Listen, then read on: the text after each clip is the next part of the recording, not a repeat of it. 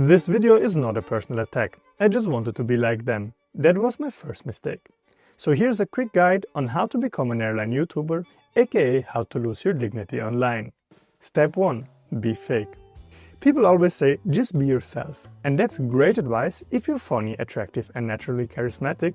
But if your personality falls somewhere between mild weather and PowerPoint presentation, you'll need to fake it. Instead of reality, what you really need is storytelling.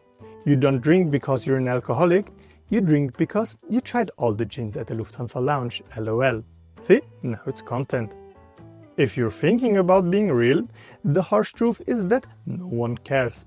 So save it for your therapist. And yes, you'll need one, because if you post anything, no matter what, people will let you know that your content and you personally suck. So being fake is a coping mechanism for many YouTubers.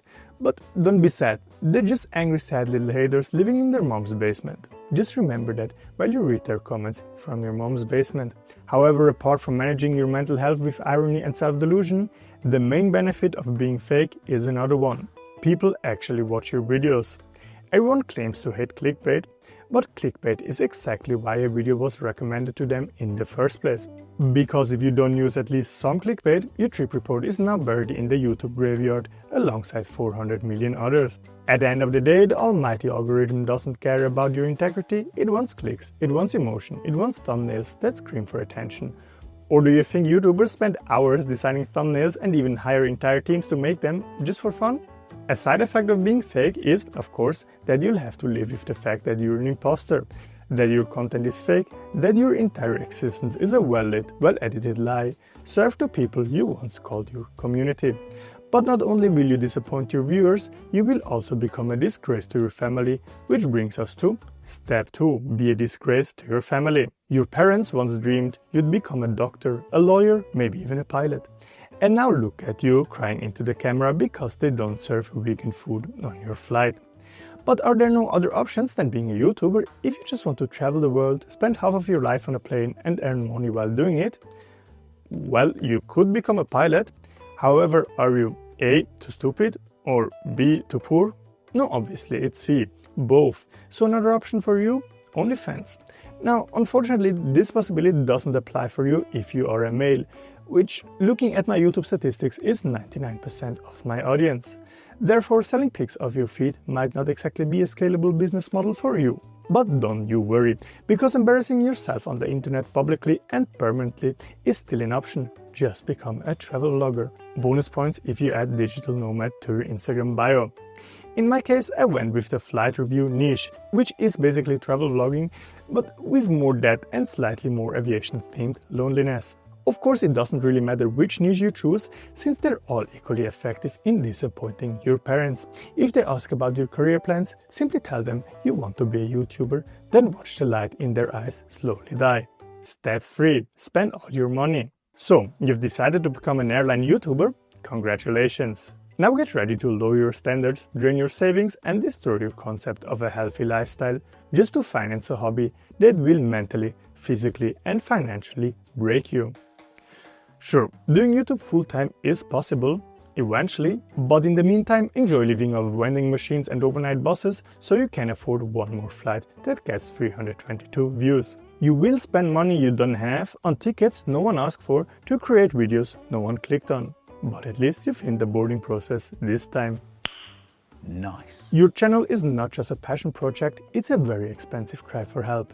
And yet you keep going. Because one day, maybe after years of suffering, sleepless editing and questioning all your life choices, you'll finally hit some respectable numbers. And now you have a choice. Sell your soul or stay broke. Because not only will people notice, but an airline might actually sponsor you. And then you'll finally be able to lie. Professionally. Once you're big, your reviews aren't honest anymore anyway. The airlines know who you are and they will get you the princess treatment. So you might just say screw it and suddenly your videos praise airlines right after their PR disasters. Not naming names, but you know who I'm talking about. We all do. However, before you even reach a point where you can choose whether to sell your soul or not, you'll probably have already burned through most of your dignity, your savings and your will to live. From the outside, people think YouTubers swim in money, but the truth is, most of us earn less per month than a single economy class ticket without priority boarding. Now YouTube says you should post at least once a week, so go ahead, do the math. That's 4 flights a month. So you either drain yourself financially or you post less and disappear from the algorithm like a plane over the Bermuda Triangle. A third solution would be, of course, to post cheap alternatives to trip reports, like for example a sarcastic video about how to become a trip reporter, and just hope that your audience doesn't notice. Step 4. Film absolutely everything. The truth is, most flights are just flying. It's just you, a dirty window, and your will to create content. So if you're smart, you'll do what most aviation YouTubers did. Be born rich. Fly first class, sip champagne, film flatbeds, instant content, zero struggle. But if you're not, then your budget will be tight. Like Ryanair tight. Now imagine you're filming a 45-minute Ryanair flight. What's happening? You bored? You sit? Maybe you check out the lavatory? Maybe. And the highlight of the flight is you buying a soggy sandwich for $9.50. And that's it.